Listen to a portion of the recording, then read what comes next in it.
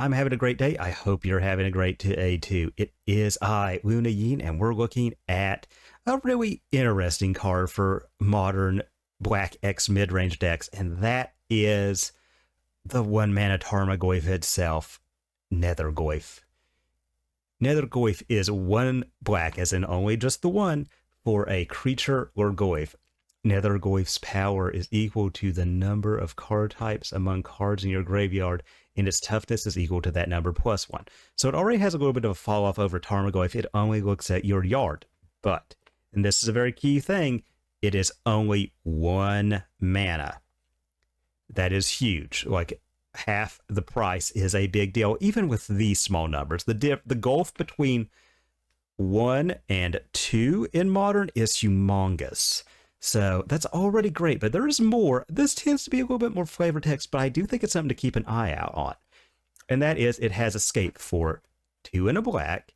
Exile any number of other cards from your graveyard with 4 or more card types among them. Typically, that is going to be 4 cards, but if you have like a Haywire Might, Bauble, Thoughtseize, Push, Urza Saga, some other kind of land, Fable of Kiki-Jiki, you can just eat Saga and Might, and that is the requirements filled to unearth this Goyf, or escape, I should say.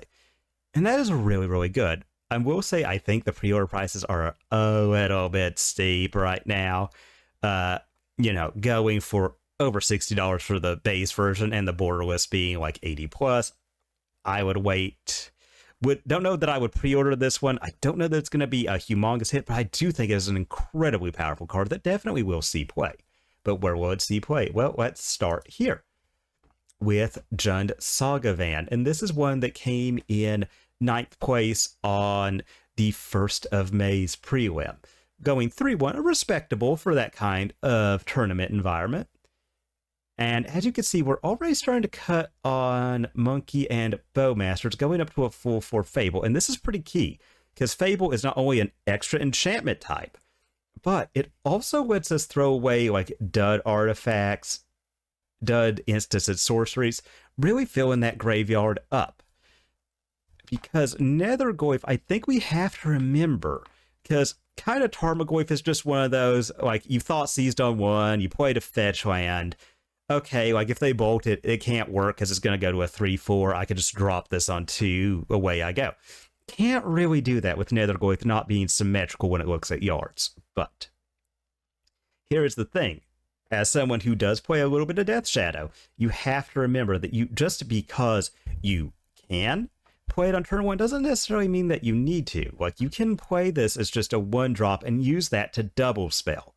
You can play Bowmasters and then drop it, things like that, you know, heat, whatever, then play it. Just so you have that little bit much more in the yard, and you've already got this big and, while not reliably, but still recursive threat in the yard waiting to go. As you can see, like, there's already a lot, like as we mentioned, Haywire Might. We've got a couple other artifacts in here, not the most. You know, of course, full bevy of hits and sorceries, a Walker and Wren insects, as well as regular old creatures. Though I do wonder what the Tarmogoyf numbers are going to be if Nethergoyf is as good as what we're hoping. But I do think there is something, and as I said, you don't have to play it just because of 1-drop right on turn 1, and that leads into another deck that I think it will be great in. It's just a matter of the shell, and that's Death Shadow. For example, here's the blue-black Grief Shadow, Scam Shadow, whatever you want to call it. This is a really cool deck. I don't think Nethergoyf is the best here. I mean, yeah, we've got Preordain, Thoughtseize, but we're not really filling up the yard with different card types. We're just kind of trying to dump a bunch of instants and sorceries in there so we can delve out a giant Murktide. And even then, like, Murktide, while it is played with Tarmogoyf, it does kind of shrink Nethergoyf a lot, as it only looks at your yard. So you, like, yeah, there's many times on this deck where I'd be completely content to delve out a humongous Murktide ASAP. I don't really think that I'm going to want to do that if I've got a Nethergoyf on the field. So they do non-bow a little bit more than Murktide and DRC. That being said, when we talk about Murktide and DRC, specifically the DRC part, we gotta talk about Grixis Shadow. And I think that Nethergoyf is a fantastic addition to this one, because you've already got DRC, which is usually your turn 1 play. Unless you have Monkey, obviously. But the thing about DRC is it is a deceptively powerful turn 1 play. You play her, you play a Bauble, you trigger that Surveil, you've probably fetched Shock to get DRC on the field, so that is the land, the Bauble's the artifact. If it's a, let's say it is a matchup where it's like Affinity, where you know anything in their hands is going to be too big to be gotten by Inquisition, just go ahead and bin it, so you're 1 card type away from that all-important 4 card types for Delirium. And when you drop your Nethergoyf, it's already out of bolt range. Then you can realistically, like, following turn, Thoughtseize, take like their big Thought Monitor or their Synthesizer, what have you. Drop Nethergoyf, you hit in the air for 3. Nethergoyf is a 4/5, so even if they have the Metalcraft Shock, that if you have Metalcraft it deals 4, I'm forgetting the name of it now, but even if you have that, that doesn't kill it. You're looking at some actual hard creature removal, and I think trading 1 for 1 on a Fatal Push, like you invest 1 mana, they answer it for 1, is honestly kind of fine. I think that it doesn't realistically matter, as it's not as big a deal as having an actual Tarmogoyf pushed. That being said, there are other places. Like, I think, going back to Jund, I think green is another good color to pair, just because that does a lot with the yard, which Nethergoyf wants you to do. And I think Jund Shadow right now, as you can see, this list had pretty good results. They went 3-3 with it in a modern challenge, which is some stiff competition. So going 3-3, coming in 23rd, is still a very, very good thing. And they were kind of all in. Proxa, I do, it is, again, it eats other cards from your yard. That does shrink it. But this list, as you can see, it's more or less just bringing in green for Questing Druid and for things like Assassin's Trophy. This is a little bit more of an aggressive tempo build, and that is where I think Nethergoyf will shine. Again, DRC, Monkey on 1. They either kill it so you get creature in yard, or you get your Bauble value, something. You've already got your 3 card types. You Thoughtseize, you drop Nethergoyf, and that's still a huge turn 2 in this kind of deck. And I'd like to point out, sneaky thing, because we do forget about Temur Battle Rage, Ferocious. It does look at power, but if you can get in there, like if you go land, bolt, you now have Ferocious on that Nethergoyf, which, would happen with Tarmogoyf, but you were able to get that online on turn 2.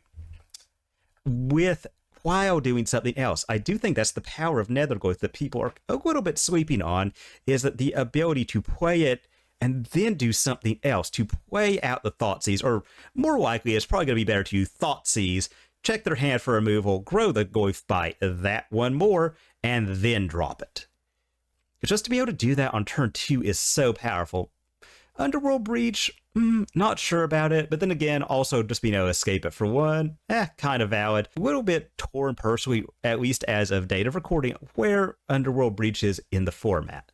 But again, I do think it is a great one. Also, while we're talking on Shadow, I do think we have to look at Sultai Shadow. Again, if you're in on the Murktides, while you can run Tarmogoyf with them, I think Nethergoyf is a little bit too much of an ask, but it does kind of want for additional cheap things like 1 mana stuff that can be run alongside Shadow. I do think this is a fantastic deck.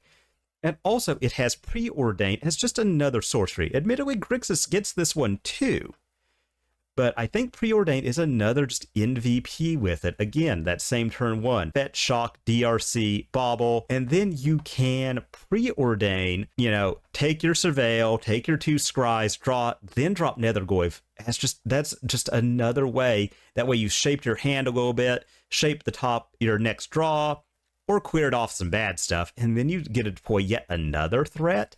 Really, really good. Really solid with that card. And I don't think that really fits here, but I think it'd be a little amiss if we didn't address the elephant in the room for Red X mid-rangey style decks. If you can't tell, right behind me, all of the various finishes, it's Rakdos scam. I don't think Nethergoyf, at least in Rakdos, scams particularly well.